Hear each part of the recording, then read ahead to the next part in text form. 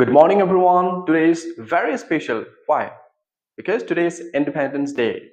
On this very day, India got independence from the British rule. আমি জানো আজি 15 আগষ্ট তাৰিখটোতে 1947 চনত ভাৰতবৰ্ষই স্বাধীনতা লাভ কৰিছিল। কাৰ পৰা? ইংৰেজ, ব্ৰিটিছৰ পৰা। আমি সকলোৱে জানো হিষ্ট্ৰী অবিহনে কোনো এটা সাবজেক্ট পঢ়াটো প্ৰায় অসম্ভৱ, কাৰণ অতীত ঠিক নহলে বৰ্তমানৰ ভেটিটো খুবেই দুৰ্বল হয়। সেইকাৰণে আমি হিষ্ট্ৰী পঢ়িব লাগে, বুৰঞ্জী পঢ়িব লাগে। আমি সকলোৱে জানো প্ৰায় 1608 খ্ৰীষ্টাব্দত উইলিয়াম হকিংছৰ নেতৃত্বত যেতিয়া নেকি ইংলেণ্ডৰ ৰাণী আছিল কুইন এলিজাবেথ, ভাৰতলৈ কোন আহিছিল? ব্ৰিটিছসকল আহিছিল। এই ব্ৰিটিছসকলে ভাৰতবৰ্ষত প্ৰায় 300 বছৰ তেওঁলোকে ৰাজত্ব কৰিছিল। প্ৰথমতে বিজনেছৰ পাৰপাছত আহিছিল, তাৰপিছত তেওঁলোকে এডমিনিষ্ট্ৰেশ্যন বা প্ৰশাসন ব্যৱস্থাটো হাতলৈ লৈ যায়।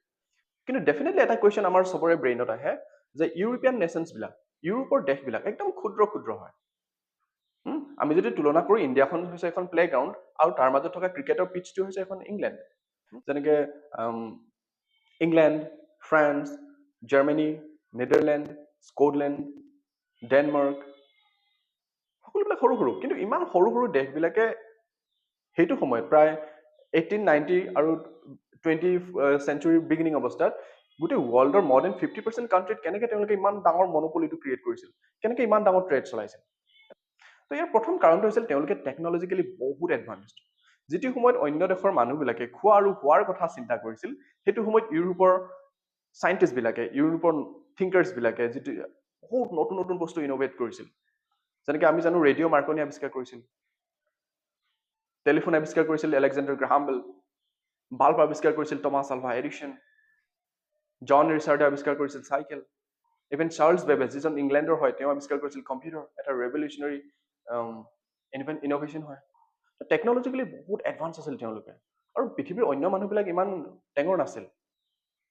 সেইটো টেকনলজিকেলি এডভান্স এটা মূল কাৰণ। আৰু ছেকেণ্ডৰ কাৰণটো হৈছে কি মিলিটাৰী ইন'ভেশ্যন। টেং চেং যিমান আছিল ন, প্ৰথমতে ইউৰোপত ক্ৰিয়েট কৰা হয়, ইউৰোপত প্ৰথমতে বনিছিল। মিলিটাৰীৰ ক্ষেত্ৰতো তেওঁলোকে কোৱাইট ষ্ট্ৰং হয়। আৰু থাৰ্ড পইণ্টটো, যদিহে আমি ইংলেণ্ডৰ কথা কওঁ, ইংলেণ্ডখন এখন খুব বেছি আইচলেটেড আৰু এটা আইলেণ্ড কাণ্ট্ৰি হয়, সাগৰৰ মাজত আছে। গতিকে ইয়াৰ যিটো নেশ্যনেল ছিকিউৰিটি চাৰিওফালৰ পৰা এটেক কৰাৰ চান্সেছটো কম। গতিকে সেইটো সময়ত বৰ বেছি নিজকে লৈ ব্যস্ত থাকিব লগা হোৱা নাছিল ইংলেণ্ড। আৰু ইংলেণ্ডৰ মূল ধৰ্ম আছিল খ্ৰীষ্টিয়ানিটি। তেওঁলোকৰ ধৰ্মৰ মাজত কোনো বিভাজন ক্ৰিয়েট হোৱা নাছিল। নানা ধৰ্মৰ, নানা জাতিৰ, নানা ভাষাৰ দেশ নাছিল ইংলেণ্ড, যাৰ কাৰণে সেইটো ফালৰ পৰা এটা ইউনিটি ক্ৰিয়েট হৈছিল ইংলেণ্ডত সেই তাহানিৰ যুগতে। আৰু চবতকৈ গুৰুত্বপূৰ্ণ কথাটো হৈছে advancement in ship building and naval trading. তেওঁলোকে জাহাজ তৈয়াৰ কৰিব শিকিলে, তেওঁলোকে জলপথেদি যাত্ৰা কৰি নানা দেশলৈ যাবলৈ শিকিলে, তেওঁলোকে ব্যৱসায় বাণিজ্য আৰম্ভ কৰিবলৈ শিকিলে। অন্য দেশৰ মানুহবিলাকে এইবোৰ পৰা নাছিল। সেইটো সময়ত তেওঁলোকৰ ইমানখিনি থিংকিঙে নাই। আমি জানো ক্ৰিষ্টফাৰ কলম্বাছ, যিয়ে নেকি আমেৰিকা নামৰ এটুকুৰা ঠাই আছে বুলি প্ৰথম কৈছিল। That means America was discovered by Christopher Columbus. আৰু India, Vasco da Gama, he was an Portuguese sailor, Portuguese নাবিক আছিল তেওঁ। গতিকে চাওক, সেই তাহানিৰ যুগতে তেওঁলোকে ইমান ট্ৰেভেল কৰিছিল, সাগৰৰ পথেদি ট্ৰেভেল কৰিছিল। গতিকে ডেফিনেটলি তেওঁলোক আমাতকৈ 10 steps ahead, আমাতকৈ 10 খোজ তেওঁলোক আগত আছে। যাৰ কাৰণে ইউৰোপৰ কাণ্ট্ৰিজবিলাক ইমান সৰু সৰু হোৱাৰ স্বত্তেও পৃথিৱীৰ ইমান অধিকাংশ জেগাতে তেওঁলোকে ট্ৰেডৰ মনোপলি চিষ্টেম ক্ৰিয়েট কৰিব পাৰিছিল। Thank U.